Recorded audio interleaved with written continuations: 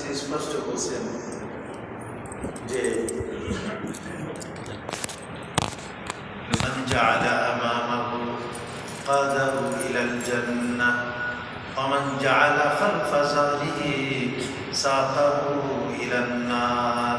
যে কোরআনকে তার সামনে রাখবে, সামনে রাখার অর্থ কি? তার জীবনকে কোরআন অনুযায়ী পরিচালনা করবে, পড়বে, মহাব্বত করবে, নিজের বাচ্চাদেরকে শেখাবে, বিবি বাচ্চা ঘরের লোকজনকে কোরআনওয়ালা বানাবে, তো কোরআন তাকে টেনে জান্নাতের মধ্যে নিয়ে যাবে।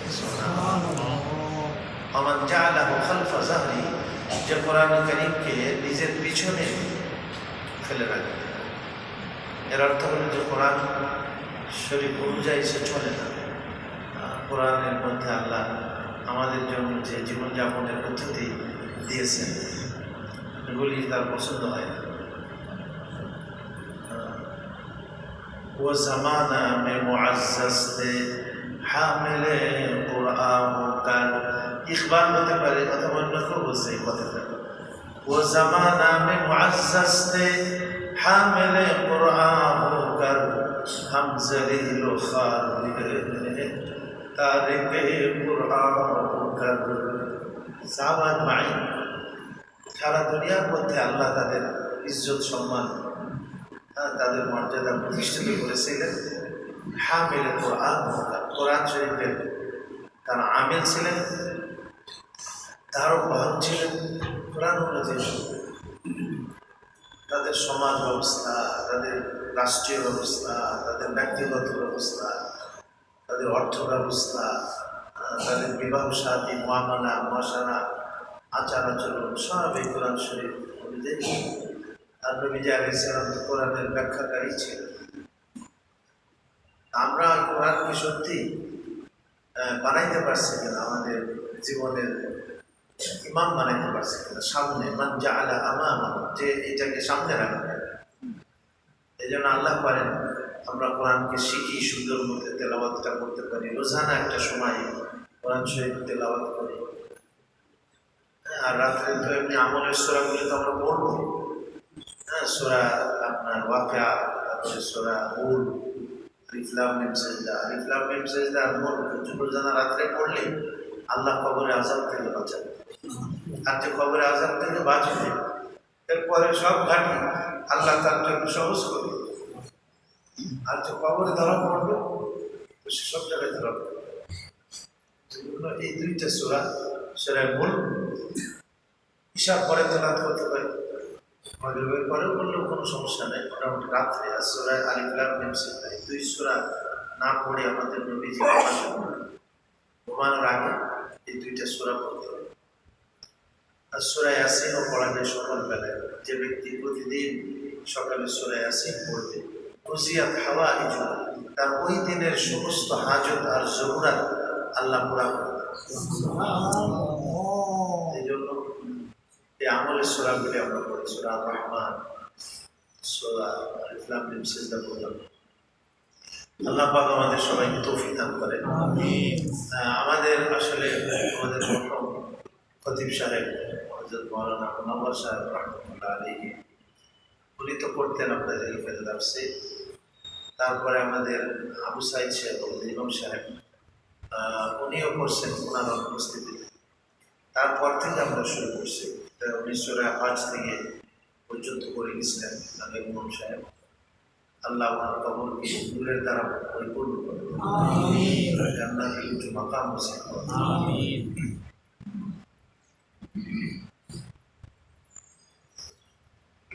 আমাদের সবাইকে তো চলে যেতে হবে, লোকে থাকতে পারবো না, কিন্তু চিন্তার বিষয় আমরা কি নিয়ে যাচ্ছি। কোরআন আমরা কতটুকু নিয়ে যেতে পারছি, আমরা নবীর হাদিসের উপরে, সুন্নাতের উপরে আমরা কতটুকু আমল করে যাইতে পারছি, আল্লাহর রেজামন্দি এবং সন্তুষ্টি আমরা নিয়ে যেতে পারতেছি, এটি চিন্তার বিষয়। এই জন্য তানভীর রহমতুল্লাহ আলাইহি সম্ভবত এটা বলছেন, हम ऐसे रहे हैं वैसे रहे, वहाँ देखना कि कैसे रहे। দুনিয়াতে আমরা ऐसे रहे या वैसे रहे, ভালো থাকি আর মন্দ থাকি, লেকিন वहाँ देखना कि कैसे रहे, সেখানে আমাদের দেখতে হবে যে আমরা সেইখানে কেমন থাকবো। এই জন্য আমরা আখিরাতকে সামনে রেখে জীবনযাপন করি। ঠিক আছে না ইনশাআল্লাহ? তা আমাদের আজকে গত সপ্তাহে তো হয়নি, তার আগে আমরা এ পর্যন্ত রাখছিলাম এটা সূরা হজ 54 নম্বর আয়াত থেকে। আজকে 55 নম্বর আয়াত থেকে আমরা আলোচনা শুরু করি। আলহামদুলিল্লাহ ونصلي على رسوله الكريم أما بعد فأعوذ بالله من الشيطان الرجيم بسم الله الرحمن الرحيم ولا يزال الذين كفروا في مرية منه حتى تأتيهم الساعة بغتة أو يأتيهم عذاب يوم عقيم কাফের মুশরিক যারা, তারা কোরআনে পাকের ব্যাপারে সবসময় সন্দেহের মধ্যে থাকে। এই জন্য আগে আলোচনা হয়েছে, নবীজি যখন কোরআন শরীফ শোনাইতেন তাদের, তো তারা সন্দেহ করত। তাদের অন্তরের ভিতরে বিভিন্ন রকমের খটকা, দ্বিধা, দ্বন্দ্ব, সন্দেহ এগুলি পয়দা হবে কাফের মুশরিকদের। আল্লাহ তাবারক ওয়া তাআলা এই কোরআনে পাকের মধ্যে তো আসলে কোনো সন্দেহ নাই, এটা তো মানুষের মনের রূপ। কিন্তু শুরু থেকেই তো আল্লাহ বলছেন লা রাইবা ফীহি, এর মধ্যে কোনো দ্বিধাদ্বন্দ্ব নাই, ভুল নাই, কোনো সন্দেহ নাই। কিন্তু মানুষ খামাখা কাফের মুশরিক যারা ছিল, তারা নবীজি যে কোরআন শোনাইতেন তাদেরকে বিভিন্ন সময়, বাজারেও শোনাইতেন, রাস্তাঘাটেও শোনাইতেন, মজলিসের মধ্যেও শোনাইতেন। আল্লাহ যখন যে আয়াত নাযিল করছেন সাথে সাথে শোনাইতেন। তারা তো বুঝতে পারত, তাদের ভাষা ছিল আরবি, তারা তো বুঝতে পারতেন কি। কিন্তু আসলে শয়তান তাদের দিলের মধ্যে এই কোরআন কারীমের ব্যাপারে নানান ওয়াসওয়াসা সৃষ্টি করে। কিন্তু আল্লাহ বলছেন এখানে যে কাফের মুশরিকরা এই ওয়াসওয়াসার মধ্যেই থাকবে, সন্দেহের মধ্যেই থাকবে। হাত্তা তাতিয়াহুমুস সাআ, কিয়ামত আসা পর্যন্ত। কিয়ামত আসবে, সবাইকে কিয়ামত পর্যন্ত নাই ধরেন কেউ বাঁচবে। কিয়ামতের পরে তো আর এই জগৎ তো আর থাকবেই না।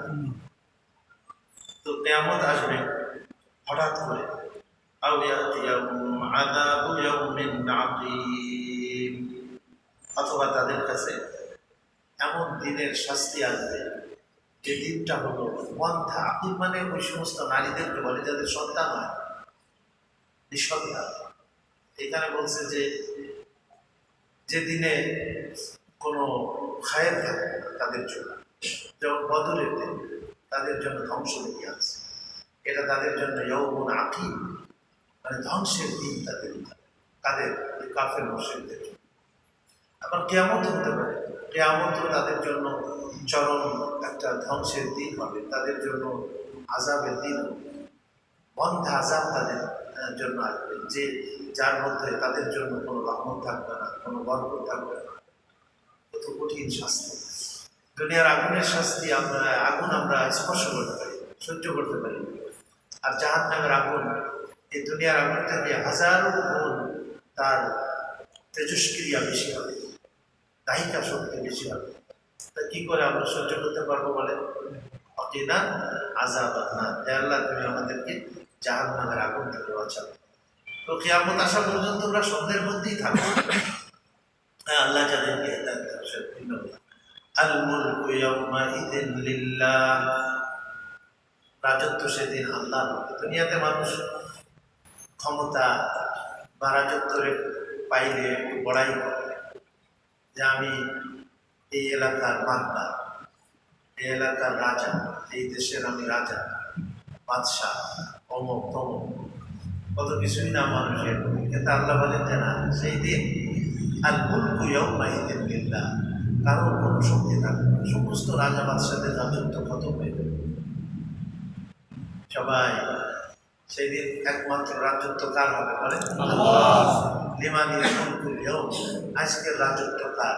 কেউ জবাব দিবে না, পরে আল্লাহ নিজে জবাব দেবেন। লিল্লাহিল ওয়াহিদিল কাহ্হার, জবরদস্ত পরাক্রমশালী আল্লাহ, তারই জন্য রাজত্ব। নবীরা পর্যন্ত আল্লাহর সাথে কথা বলতে পারবে, প্রাথমিক অবস্থায়, যে আল্লাহ তুমি বিচার শুরু করো, বিচার কার্য শুরু করো, এতটুকু কথা বলবে। হযরত আদম আলাইহিস সালাম থেকে নিয়ে সমস্ত নবীরা অক্ষমতা প্রকাশ করবে। পুরা হাসরবাজি, হাসরের ময়দানে যে আযাবের মধ্যে গ্রেফতার থাকবে, তো কেউ মানে আল্লাহর কাছে যে এতটুকু আবেদন করবে যে আল্লাহ তুমি বিচার কার্য শুরু করো, সবাই ওজোর করে দেবে যে আল্লাহ যে পাহাড়, যে পরাক্রমশালী আল্লাহ, হ্যাঁ, যে আল্লাহর যে ক্ষমতা, শক্তি, এর ভয়ে কেউ কথা বলতে পারবে না। লাস্টে আমাদের প্রিয় নবী আলাইহিস সালাম মাকামে মাহমুদে সিজদায় পড়লেন এবং সেখানে আল্লাহর এমন প্রশংসা করবেন, তাহলে সেই প্রশংসা শুধু ওই সময় আল্লাহ তাআলা আমাদের নবীদের মধ্যে দিবেন। তারপরে আল্লাহ বলবেন, হে আমার প্রিয় হাবিব, ইরফা রাসাকা, আপনি মাথা উঠান, ওয়াশফা শুফা মুশাফফা, আপনি যা বলবেন আমি আপনার সুপারিশ কবুল করব। দেখেন, নবীজি তো বিচার শুরু করার জন্য আল্লাহর কাছে আবেদন করবেন, যত বিচার শুরু হবে, এটাকে বলে শাফাআতে কুবরা। নবীজির এই শাফাআতের মধ্যে সমস্ত মানুষ, হাসরবাসী, কাফের, মুশরিক, এই উম্মাত, অন্য উম্মাত, সবাই এই সুপারিশ বা শাফাআতে কুবরা, বড় সুপারিশ, এটার মধ্যে সবাই মানে আল্লাহর কাছে আবেদন করা যে আল্লাহ তুমি বিচার কার্য শুরু করো, জাহান্নামে দাও, কিন্তু এই হাসরের ময়দানের কষ্ট আর সহ্য হচ্ছে না। সবাই এটার মধ্যে থাকবে। কিন্তু পরবর্তীকালে নবীজি কারোর জন্য হালকা শাস্তির জন্য সুপারিশ করে, যেমন ওনার চাচা আবু তালেব, যদি ঈমান আনে নাই, কিন্তু ওনার চাচা তো আবার ইসলামের প্রচারের ব্যাপারে কিন্তু যথেষ্ট সহযোগিতা করছে। হ্যাঁ, এই জন্য ওনার হালকা শাস্তি হবে, শাস্তি জাহান্নামের মধ্যে, সেটা হলো আগুনের জুতা পরিয়ে দেওয়া হবে, আর এই কারণে মাথার ঘুম টকবক টকবক থাকবে। এটা হলো জাহান্নামের মধ্যে সব থেকে কাফেরদের মানে বড় শাস্তি। এই অবস্থা অনেকের এই হালকা শাস্তির জন্য নবী সুপারিশ করবেন। অনেকের আবার বিনা হিসাবে, যদি নবীর সাথে কারোর ভালো সম্পর্ক থাকে, তো নবীজি সুপারিশ করবেন যে যেন জাহান্নামে না দেওয়া। আমরা যেটা চাই বিপদে, আমরা সবাই বিনা হিসাবে বা জাহান্নামে যাওয়া ছাড়াই আমরা ফার্স্ট পর্যায়ে, প্রথম পর্যায়ে তো আমরা সবাই চাই যে জান্নাতে কি চলে যায়। এইটার সুপারিশ করবেন নবীজি অনেকের ব্যাপারে যে আল্লাহ এদেরকে তুমি জাহান্নামে দিও না, তুমি জান্নাত দেওয়া। তারপরে নবীজি আলাইহিস সালাম জাহান্নামের থেকেও অনেকের জন্য সুপারিশ করবেন, জাহান্নাম থেকে তাদেরকে আল্লাহ না যাবে। লাস্ট একেবারে শেষে যার সামান্যতম ঈমান ছিল, শিরক ছিল না, আমল ছিল না তার, কিন্তু ঈমানটা নিয়ে যেতে পারছে, আল্লাহ বলবেন যে আল্লাহর কাছে নবীজি সুপারিশ করবেন এবং আল্লাহ বলবেন যে তাকে তুমি জাহান্নাম থেকে উঠাও। তারপরে নবী আলাইহিস সালাম ওই ব্যক্তিকেও জাহান্নাম থেকে উঠাও। এজন্য নবীজির সুপারিশ আমাদের সকলের প্রয়োজন, কিনা কি বলেন? তো সেদিন আল্লাহর রাজত্ব হবে, আল্লাহ মালিকি ইয়াউমিন, সূরা ফাতিহার মধ্যে আমরা পড়ি মালিকি ইয়াউম, আল মুলকু ইয়াউমাইযিন লিল্লাহ, সেদিন রাজত্ব আল্লাহর। ইয়াহকুমু বাইনাহুম, আল্লাহ সকলের মধ্যে ফয়সালা করবেন। দুনিয়াতে যে মতবিরোধ, কেউ মূর্তিকে খোদা বলতেছে, কেউ ঈসা আলাইহিস সালামকে খোদা বলতেছে, কেউ উযার আলাইহিস সালামকে খোদা বলতেছে, হ্যাঁ, কেউ চন্দ্র সূর্য পূজা করতেছে। আসলে এগুলি সবই তো আল্লাহর সৃষ্টি। স্রষ্টা যিনি মহান, আল্লাহ যিনি সব কিছুকে সৃষ্টি করছেন, তারই ইবাদত করতে হবে। তিনি ছাড়া আর কারো কি করা যাবে না, ইবাদত করা যাবে না। তো আল্লাহ পাক এই যে পৃথিবীর মানুষ যে আজকে বিভিন্নভাবে বিভক্ত, এর মধ্যে ফয়সালা আল্লাহ করে দেবেন কিয়ামতের। কি ফয়সালা করবেন সেটাও আল্লাহ বলেছেন, ফাল্লাযীনা আমানু ওয়া আমিলুস সালিহাতি ফি জান্নাতিন নাঈম, যারা ঈমান আনবে এবং নেক আমল করবে। ঈমান মানে আমরা সবাই জানি আল্লাহর উপরে বিশ্বাস রাখবে, ফেরেশতা, নবী রাসূল, আখিরাত, এগুলিকে বিশ্বাস করা। ঈমান, ঈমান হলো আসলে মানুষের ঈমানটা যদি ঠিক থাকে, তখন ঈমানই মানুষকে আমলের উপরে আনতে বাধ্য করে।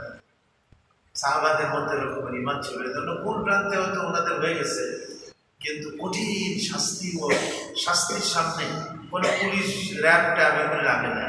ওনারা নিজেরাই হয়তো একটা ভুল হয়ে গেছে, আয়েশা নবীজির কাছে বলছেন, ইয়া রাসূলুল্লাহ তাহিরনি, আমাকে পাক করেন, আমাকে পবিত্র করেন। তো ওনাদের ইমানটা এরকমের ছিল, ইমানই ওনাদেরকে এই ইসলামের উপরে খারাপ করছে, আমলের উপরে খারাপ করছে, দিনের উপরেই খারাপ করছে। এই জন্য ইমানটাই হলো বড় জিনিস। এই জন্য আমাদের প্রত্যেকের ইমানকে শক্তিশালী করতে হবে। আমাদের ইমান দুর্বল হওয়ার কারণে আমাদের আমল ছুটে দেয়, আমাদের থেকে গাফিলাতে চলে আসে দিনের প্রতি। এই জন্য ইমানটাকে মজবুত করতে হবে। সাহাবাদের ইমান এরকমের ছিল যে এরকম মজবুত পাহাড়ের মতো। কেউ কেউ বলতেন যে হযরত আলী রাদিয়াল্লাহু আনহু, জান্নাত আর জাহান্নাম আমার চোখের সামনে এনে দিলেও আমার ওই ইয়াকিনের মধ্যে কোনো পরিবর্তন হবে না, যে আপনার যা বর্তমানে আছে। তাহলে না দেখে ওনাদের কীরকমের ইমান ছিল, কীরকমের বিশ্বাসটা ছিল। নবীর খবরকে বিশ্বাস করাকে ইমান করা, নবী যা যা বলেছেন সব নির্দ্বিধায় গ্রহণ করা, নির্দ্বিধায় মেনে নেওয়া, এটাকে কি বলা হয় বলেন? আত-তাসদীক বিল জানান, অন্তর দ্বারা তাসদীক করা, সত্যায়ন করা। সত্য হযরত আবু বকর রাদিয়াল্লাহু আনহু যেমন কোনো যুক্তি নাই। আল্লাহর নবী বলেছেন যে রাতের এই অল্প সময়ের মধ্যে 7 আসমান সফর করে একেবারে মক্কা শরীফ থেকে বাইতুল মুকাদ্দাস কয়েক মাসের, সেইখান থেকে আবার 7 আসমান সফর করে জান্নাত জাহান্নাম ভেঙে তারপরে চলে আসছেন। ফলে উনি বলছেন যে আল্লাহ, আমার নবী যদি বলেন তাহলে এটা সত্য, এখানে কোনো যুক্তি নেই, ইমানের ব্যাপারে কোনো যুক্তি নাই।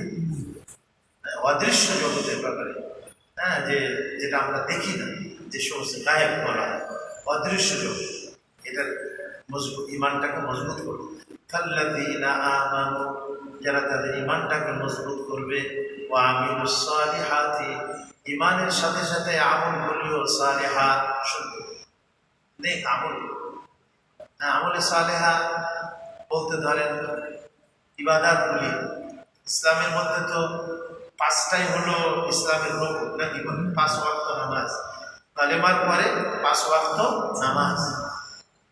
5 ওয়াক্ত নামাজের সাথে সাথে ধরেন নফলগুলিও পড়া, তাহাজ্জুদ পড়া, ইশরাক পড়া, ওয়াবিন পড়া, আবার আগে পরে যে সুন্নাতগুলি আছে এগুলো ঠিক মতো পড়া। আমার যখনই সুযোগ হয় একটু নামাজ পড়লাম।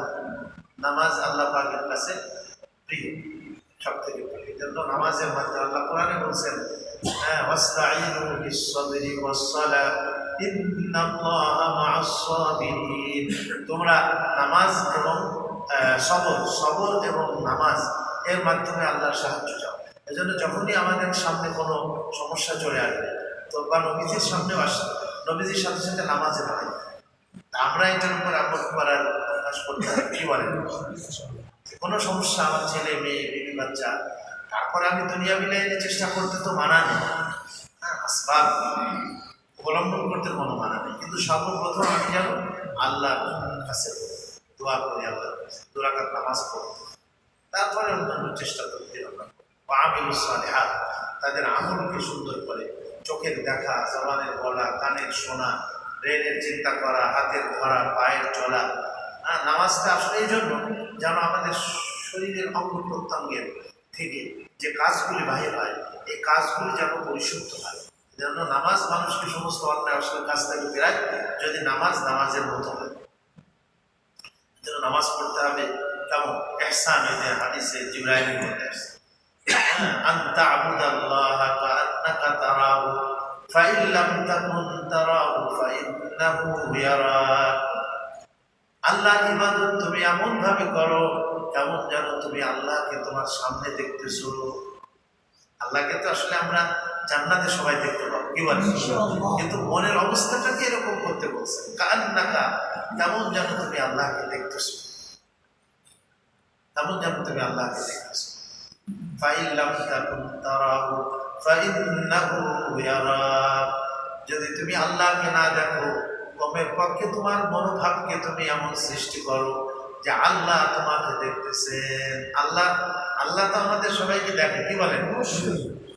আল্লাহর দৃষ্টি থেকে আমরা কেউ বাইরে, সার্বক্ষণিক 24 ঘন্টা লোকালয়ে থাকি, একা থাকি, আমি রাস্তাঘাটে থাকি, দিনে থাকি, রাতে থাকি, যেখানেই আমি থাকি না, সব দরজা জানলা বন্ধ করে অন্ধকার কুঠির মধ্যে, সেখানেও তো আল্লাহ তাআলা দেখেন। এই জন্য এক বুজুর্গ বলেছেন কোরআন শরীফের তর্জমা, কি সুন্দর কথাটা, চুরিয়া आँखों की और सीने का राज, चूरिया आँखों की और सीने का राज, जानता है सबको तू है बेनियाज, जानता है सबको तू है बेनियाज। আল্লাহ চোখের দ্বারা যত গুনাহ করি, চোখ দিয়ে যখন কোনো অন্যায় জিনিস দেখি, চুরিয়া আঁখি আর সিনে কারাজ, এবং আমার অন্তরের মধ্যে যত চিন্তা ভাবনা কল্পনা যত অতিবাহিত হচ্ছে, জানতা হ্যায় সবকো তু এ বেনিয়াজ, এ বেনিয়াজ, অমুখাপেক্ষী রব আমার, তুমি সব কিছুই জানো, আমাদের কৃতকর্ম সব কিছু নোট হইতেছে। কথা ঠিক না? সূরা কাহফের মধ্যে আল্লাহ তাআলা বলেছেন কথাটা, হ্যাঁ, যে তোমরা যা কিছুই করো না কেন, তোমাদের সব কিছু লিপিবদ্ধ হইতেছে, সব কিছু লেখা হইতেছে, নোট হইতেছে। তারপরে সূরা কাহফের মধ্যে মা ইয়ালফিজু মিন কাওলিন ইল্লা লাদাইহি রাকীবুন আতীদ, তোমাদের সামনে সংরক্ষণকারী ফেরেশতা সব লিখতেছে। তো এই জন্য আমাদের জীবনের সব কিছুকে আল্লাহ হাজির নাজির জেনে ইবাদত বন্দেগীগুলি করতে হবে। ওয়ামিলুস সালিহাত, তো যারা ঈমানকে ঠিক করবে এবং তাদের আমালকে ঠিক করবে, আল্লাহ বলেন যে তাদের জন্য ফি জান্নাতিন নাঈম, আল্লাহ তাদের ঠিকানা রাখছেন এমন জান্নাত, যে জান্নাতে শুধু নিয়ামতে নিয়ামত থাকবে। জান্নাত মানে তো বাগান, বাগিচা, গার্ডেন, হ্যাঁ, সেখানে কত কিছুই না হবে। আমরা এখানে সুবহানাল্লাহ বলি, আমরা আলহামদুলিল্লাহ বলি, আল্লাহু আকবার বলি, বলে এক একটা শব্দের বিনিময় আল্লাহ জান্নাতের মধ্যে এক একটা বৃক্ষ রোপণ করেন। আল্লাহ জান্নাতের মধ্যে আমাদের জন্য প্রাসাদ নির্মাণ করেন আল্লাহ। হ্যাঁ, এই জন্য নবী আলাইহিস সালাম, হযরত ইব্রাহিম আলাইহিস সালাম বলে দিলেন, নামদার উম্মতকে আমরা সালাম করবেন, আর এই কথা বলবেন যে জান্নাত চাটিয়াল ময়দান, ধুধু প্রান্ত, আপনার উম্মতের তাসবিহ, আপনার উম্মতের জিকির আজকার, নেক আমল, এটা জান্নাতের মধ্যে বৃক্ষ, বৃক্ষ। এই জন্য সুবহানাল্লাহ, আলহামদুলিল্লাহ, লা ইলাহা ইল্লাল্লাহ, আল্লাহু আকবার, এটা আমরা বলবো। হ্যাঁ, সকালে এক তাসবিহ 100 বার, বিকালে এক তাসবিহ, দুরূদ শরীফ, হ্যাঁ, আল্লাহুম্মা সাল্লি আলা মুহাম্মাদ ওয়া আলা আলিহি ওয়া আসহাবিহি ওয়াসাল্লাম, সাল্লাল্লাহু আলা নাবিয়্যিল কারীম, আল্লাহুম্মা সাল্লি আলা মুহাম্মাদ নাবিয়্যিল উম্মি ওয়া আলা আলিহি ওয়া সাল্লাম তাসলিমা। যেটাই আছে না, এক তাসবিহ, ইস্তিগফার, এক তাসবিহ 100 বার, এই 300 বার।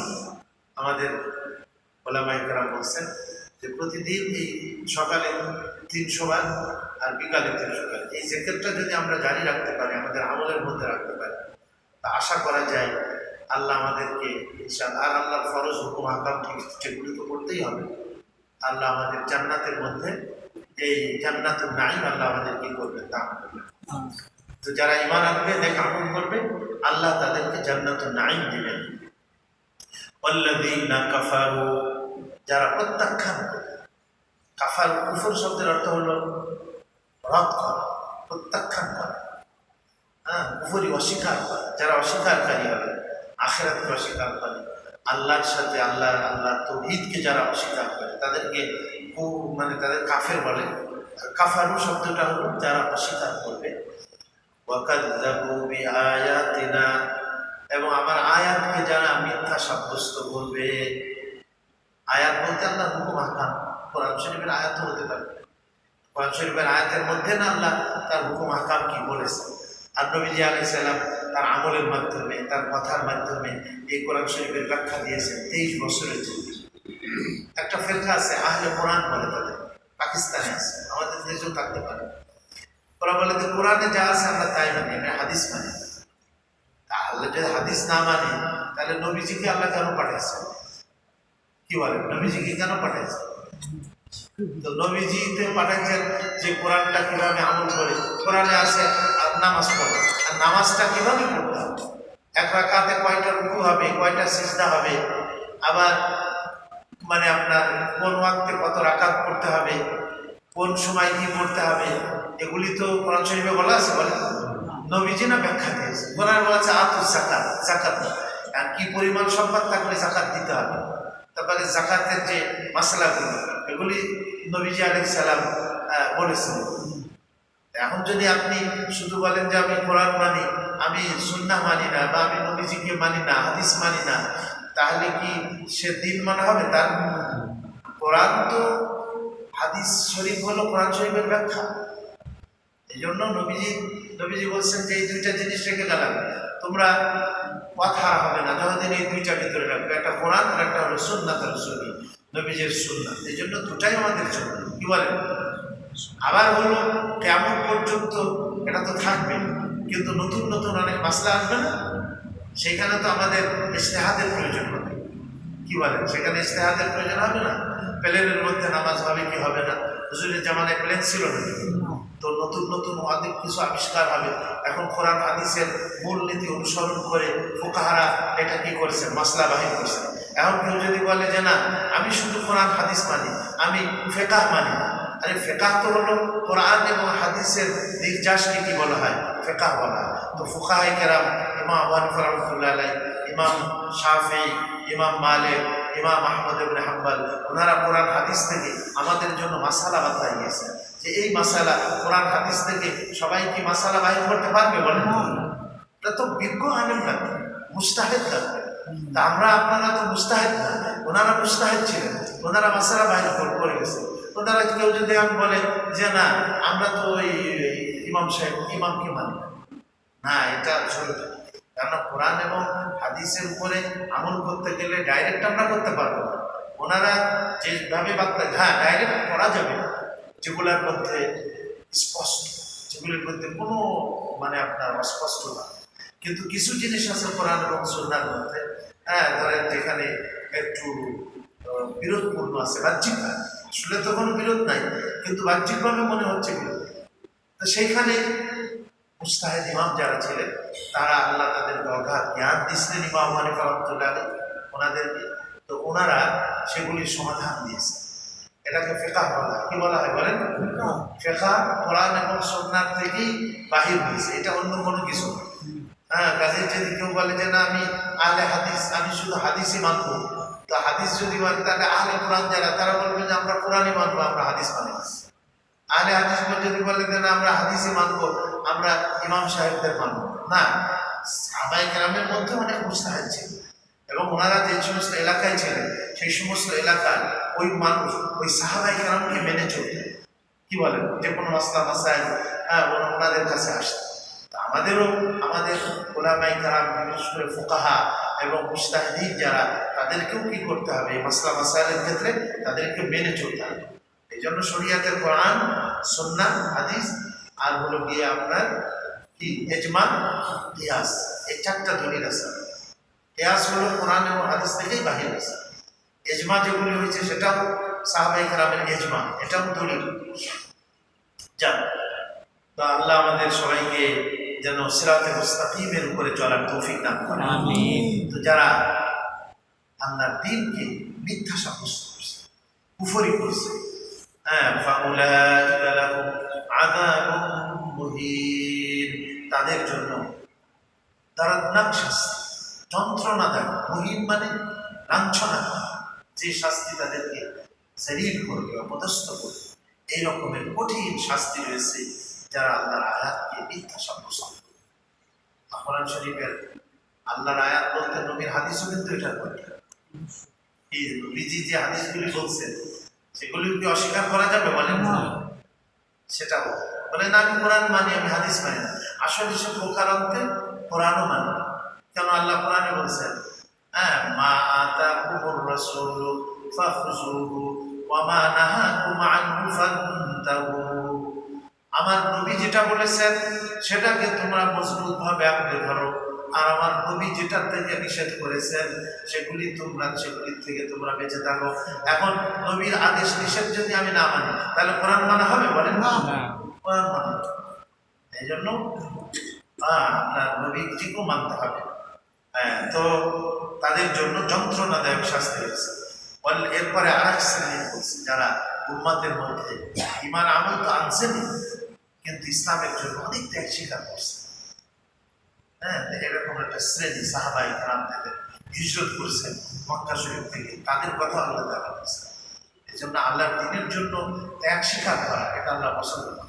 ওয়াল্লাযীনা হাজারু ফী সাবিলিল্লাহ, নিশ্চয়ই সমস্ত মানুষেরা যারা আল্লাহর রাস্তায় হিজরত করলো মক্কা শরীফ থেকে, ঘর বাড়ি ছেলে মেয়ে বিবি বাচ্চা সম্পদ ব্যবসা বাণিজ্য সবই তো ছিল হযরত আবু বকর রাদিয়াল্লাহু আনহু এবং সাহাবা আজমাইন যারা, কিন্তু সব কিছু রেখে ফকিরের মতো তারা للفقراء المهاجرين الذين أخرجوا من ديارهم, আল্লাহ বলেন যে ওই সমস্ত ফকির যারা হিজরত করেছে, যখন মক্কা শরীফে সব রেখে গেছে, ওনাদের কি আর কি মদিনাতে গেছে নিঃস্ব অবস্থায়, ফুকারা বলছেন আল্লাহ বলেন, ফুকারা, তারা ফকির, কিছুই নাই তাদের। তো এই যে ওনারা হিজরত করেছেন, এটা কি আমাদের মতো কোন এলাকায় যাওয়া কিসের জন্য? দুনিয়ার স্বার্থে, টাকা পয়সার জন্য এই জন্য গেছেন নাকি? কিসের জন্য বলেন? নিজের দ্বীন ঈমানকে বাঁচানোর জন্য, আল্লাহর নবীর সঙ্গ দেওয়ার জন্য। আল্লাহর নবীও হিজরত করছেন, সাহাবা আজমাইনও হিজরত করছেন মক্কা শরীফ থেকে। ফাতে মক্কা বিজয় হওয়ার আগ পর্যন্ত হিজরত ফরজ ছিল। এই জন্য যে ব্যক্তি হিজরত করে, হাদিস শরীফে আসছে, আল্লাহ তাআলা তার পিছনের গুনাহকে মাফ করে। ওয়াল্লাযীনা হাজারু, যারা হিজরত করে, ফি সাবিলিল্লাহি, আল্লাহর রাস্তায়, আল্লাহর জন্য হিজরত করতে হবে।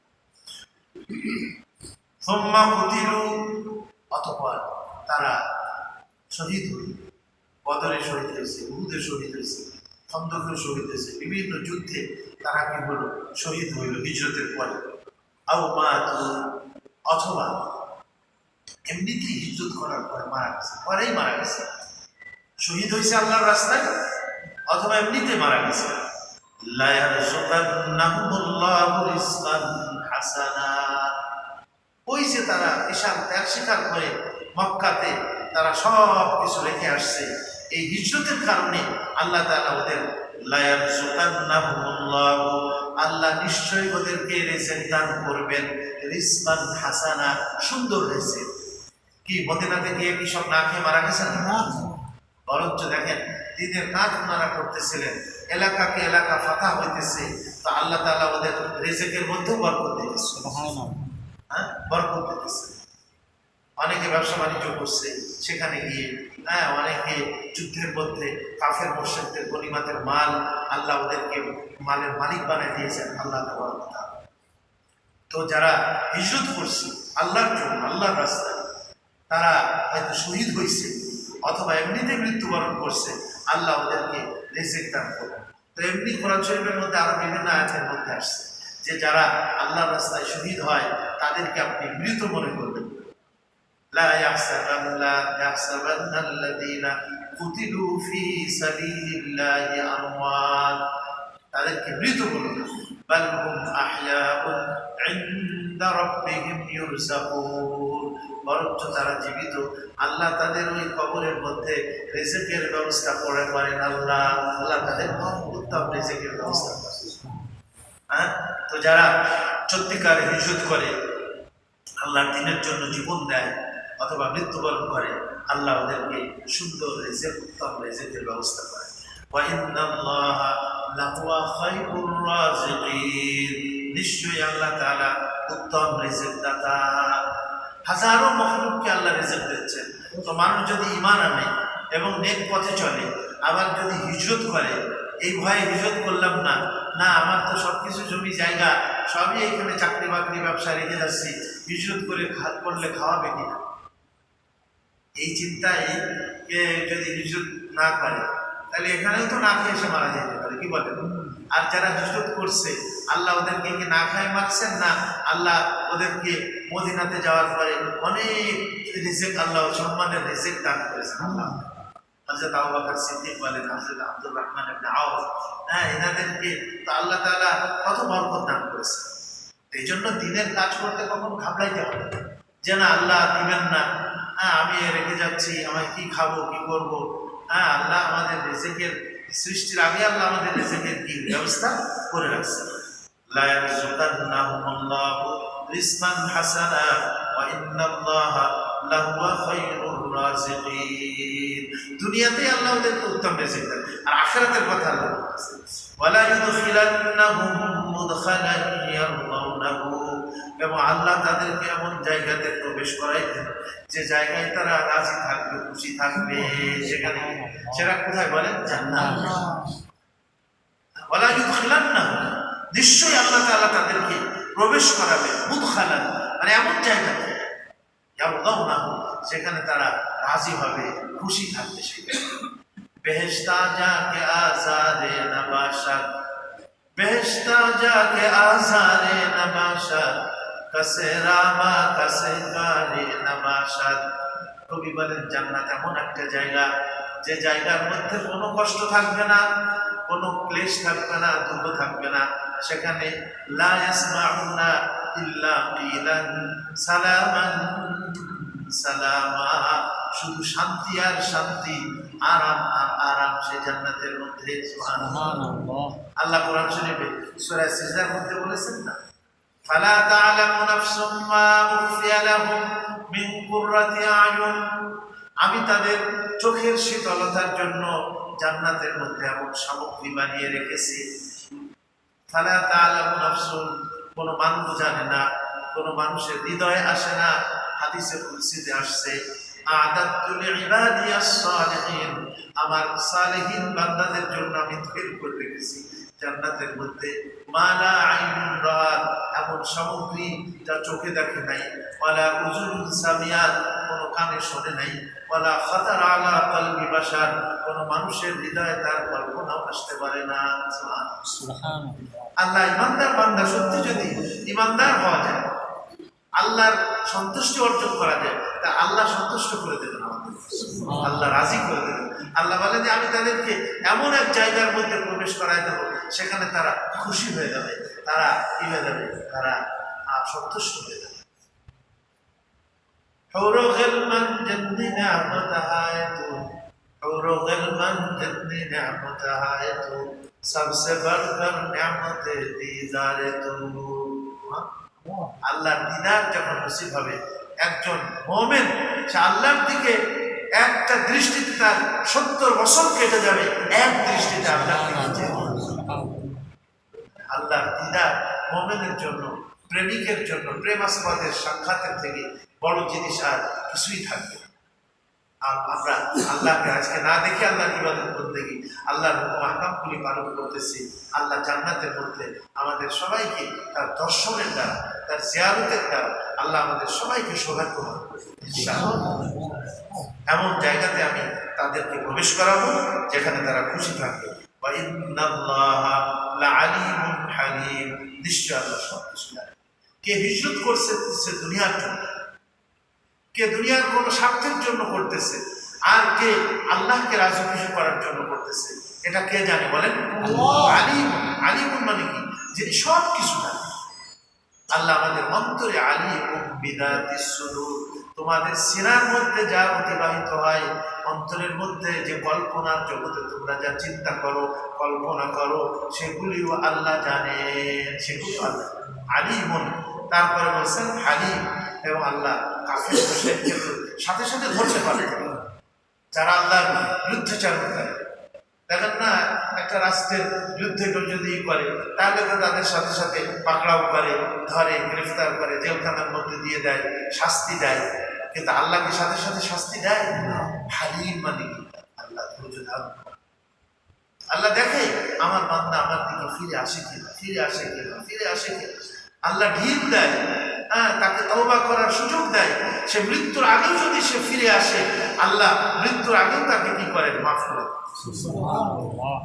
হযরত ওয়াহশী রাদিয়াল্লাহু আনহু বলিয়ান, কিন্তু হুজুরের চাচা হামজাকে হত্যা করছে। এবং হামজার মতো একজন পাহলোয়ান, এই ওয়াহশী তাকে শহীদ করে দিয়েছে। আর হিন্দা, আবু সুফিয়ানের স্ত্রী, সে তার মানে কলিজা টলিজা চাবাইছে। আর ওনার চাচাকে, হুজুরের চাচা হযরত হামজা রাদিয়াল্লাহু আনহু নাক, কান, তারপরে এগুলি কেটে চেহারা বিকৃত করে, মুসলা বলা হয়, চেহারা বিকৃত করে এরকমের দশা করে রাখছে। হুজুর দেখে সহ্য করতে পারে, কিন্তু আল্লাহর নবী হুজুরের ফুফু নিজের ভাইকে এই অবস্থা দেখে বলে, না আপনি দেখেন না, আপনি সহ্য করতে পারবেন। যারা এই কাজ করছে তাদের তো আল্লাহ তাদেরকে ক্ষমা নাও করতে পারত। হ্যাঁ, কিন্তু এক সময় সে তো ইসলাম কবুল করছে। কি বলে? ইসলাম কবুল করলে হুজুর বলছেন এই কথা, ঠিক আছে তোমার ইসলাম তো কবুল, কিন্তু তুমি আমার সামনে আসবে না। তুমি সামনে আসলে আমার চাচার এই মর্মান্তিক দৃশ্য আর মর্মান্তিক অবস্থা মনে আসে, তুমি আমার সামনে আসবে না। তো হাসি চিন্তা করলেন যে ইসলামের একজন সিফা সালা বীর যোদ্ধাকে আমি হত্যা করে নবীর অন্তরে কষ্ট দিয়েছি, তো নবীর খতমে নবুয়তকে যদি আমি রক্ষা করতে পারি, এবং এই খতমে নবুয়ত মুসাইলামাতুল কাজ্জাব, না মুসাইলামাতুল কাজ্জাব সে নবুয়তের দাবি করে আমাদের নবীজির খতমে নবুয়তের উপরে আঘাত করছে। আমাদের নবীর পরে কি আর কোন নবী আসবে বলেন? কিন্তু এই যে কাদিয়ানিরা, তারা গোলাম আহমদ কাদিয়ানি তাকে নবী বলে স্বীকার করে, তারা নবী। আল্লাহ তাআলা আমাদের নবীর মাধ্যমে নবুয়তের সিলসিলা তো বন্ধ করে দিলেন। খাতামুন নবিয়্যিন, আমি নবী, আমি শেষ নবী। নবী যে আনা খাতামুন নবিয়্যিন লা নবিয়্যা বাদি, আমার পরে আর কোন নবী আসবে না, কিয়ামত পর্যন্ত আমার নবীর শরীয়ত চলবে। এজন্য হুজুর খাতমে নবী, খাতামুন নবিয়্যিন ছিলেন। যখন এই মুসাইলামাতুল কাজ্জাব, বিশাল গতবার আমরা সৌদি আরব গেছিলাম, ওই যেখানে এই মুসাইলামাতুল কাজ্জাব যেখানে সৃষ্টি হয়েছে এবং সে নবুয়তের দাবি করলে অনেক লোক তার অনুসারী ওই এলাকায় আমরা সফর করেছি, এবং সেখানে মাকবারাতুস সাহাবা বলে একটা কবরস্থান আছে, ওটা ঘেরাও দিয়ে রাখছে তারা, কিন্তু আমরা ওটা জিয়ারত করে আসছি। যে এই যুদ্ধে হযরত আবু বকর রাদিয়াল্লাহু আনহু এই মুসাইলামাতুল কাজ্জাব এর বিরুদ্ধে যে সাহাবায়ে কেরামের জামাত পাঠাইছিলেন যুদ্ধের জন্য, তার সাথে মোকাবেলার জন্য, বহু সাহাবারা এই যুদ্ধে, এত সাহাবা কোনো যুদ্ধে শহীদ হন না যত এই মুসাইলামাতুল কাজ্জাবের সময় আপনার কি হয়েছে, সাহাবারা শহীদ হয়েছে। ওয়াহশী ওই সময় চিন্তা করছে যে আমি ইসলামের একজন বীর যোদ্ধাকে হত্যা করে নবীর অন্তরে কষ্ট দিয়েছি, তো আমি নবীর খতমে নবুয়তকে রক্ষা করার জন্য দেখি নবীর কলিজাটাকে একটু ঠান্ডা করা যায় কিনা, একে যে কোনোভাবে হোক আমি একে হত্যা করবই করব, এরকমের সে একটা পরিকল্পনা নিয়ে আগাইছে, এবং সত্যি সত্যি সে মুসাইলামাতুল কাজ্জাবকে জাহান্নামে পাঠাইছে। কিন্তু ওই সময় তো আর নবীজি ছিলেন না। আরেকজন ছিলেন নবীজির একেবারে শেষ সময়, হুজুর দুনিয়াতে যাওয়ার প্রাক্কালে, দুনিয়া থেকে বিদায় নেওয়ার প্রাক্কালে আসওয়াদ আনাসি একজন ছিল, সব নবুয়তের দাবি করছে, কিন্তু হুজুরের জীবদ্দশাতে কিন্তু সংবাদ চলে আসছে যে আসওয়াদ আনাসিকেও খতম করা হয়ে গেছে, এখন জাহান্নামে পাঠিয়ে দেওয়া হয়েছে।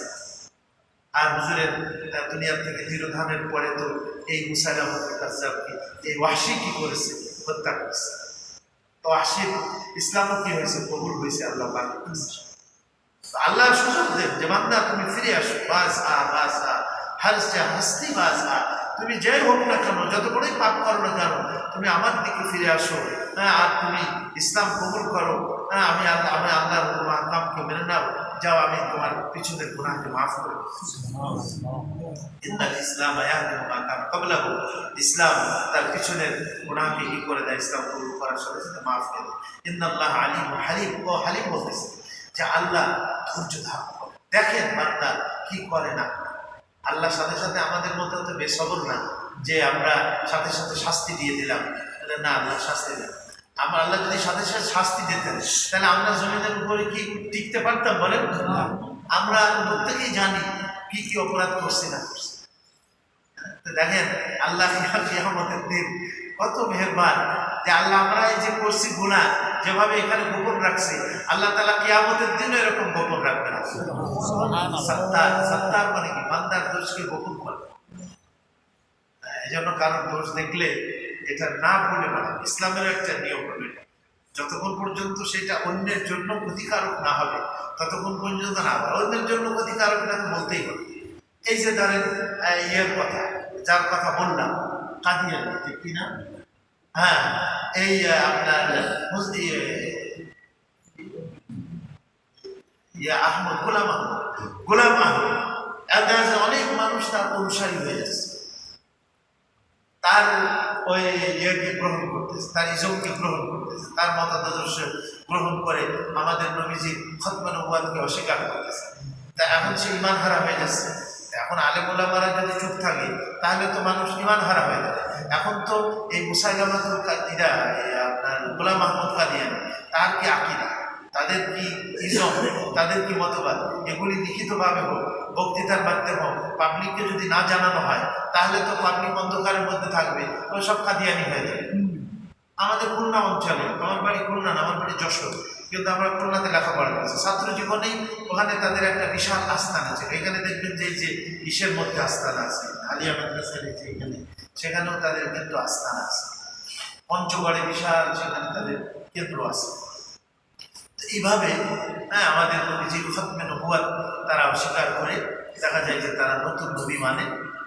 তো এইভাবে আপনার কি করতেছে, মানুষকে বিভ্রান্ত করতেছে। কিন্তু যতক্ষণ পর্যন্ত কোনো কারোর দোষ এটা অন্যের জন্য ক্ষতিকারক না হবে ততক্ষণ সেটা ঢেকে রাখতে হবে।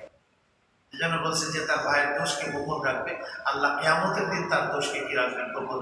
হালিম, হালিম মানে হলো ধৈর্য ধারণ করে, আল্লাহ ধৈর্য ধারণ করে। এই গুণ আমাদের মধ্যে আনতে হবে। কি বলেন?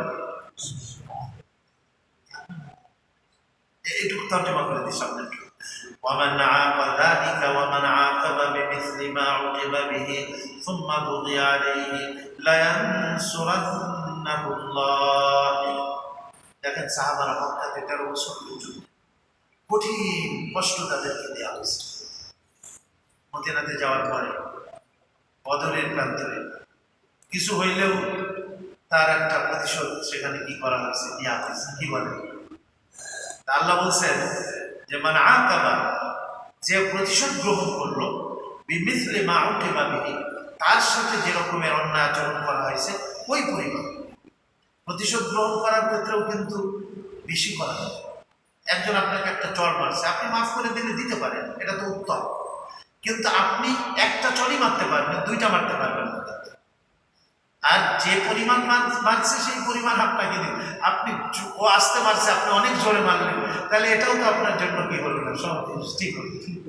তার মানে যে যারা প্রতিশোধ গ্রহণ করে ওই পরিমাণ, যে পরিমাণ অন্যায় বা অত্যাচার তার উপরে করা হয়েছে সেই পরিমাণ প্রতিশোধ গ্রহণ করবে।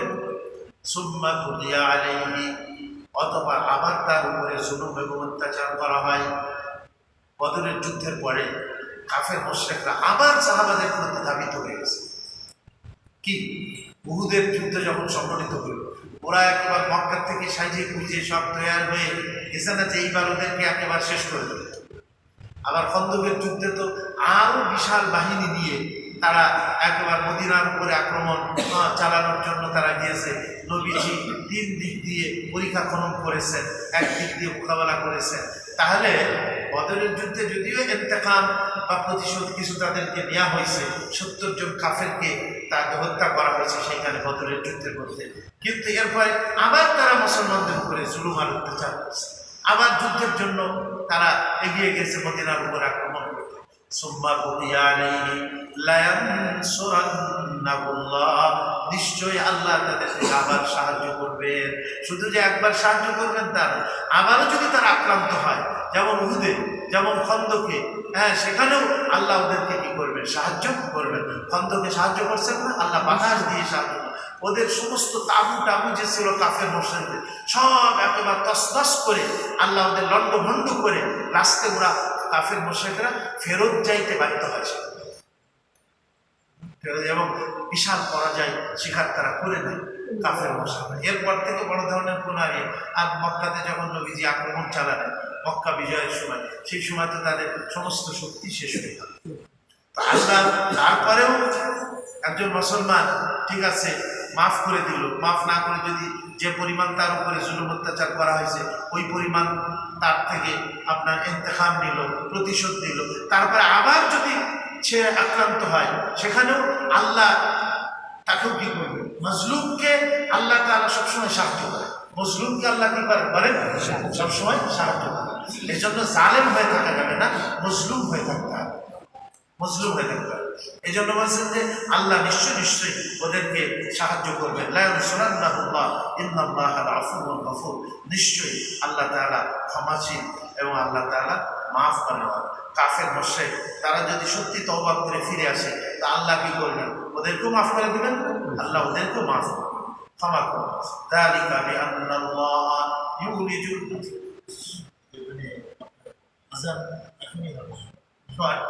ব্যাস জালিকা, এটা এজন্যই যে আল্লাহ এই যে আল্লাহর শক্তি তিনি সাহায্য করতে পারেন। এটা কেন? আসলে বিশ্ব জাহানের সমস্ত শক্তি আর পরিবর্তন কে করতেছেন বলেন? যে আল্লাহর হাতে এত শক্তি, সেই আল্লাহ কমজোর মুসলমান, মজলুম মুসলমানকে সাহায্য করতে পারবেন না? যালিকা, এই সাহায্যের জন্য বিআন্নাল্লাহা ইউলিজুল লাইলা ফিন নাহার, আল্লাহ রাতকে দিনের মধ্যে প্রবেশ করিয়ে দেন। ওয়া ইউলিজুন নাহারা ফিল লাইল, এবং কখনো দিনকে রাতের মধ্যে প্রবেশ করিয়ে দেন।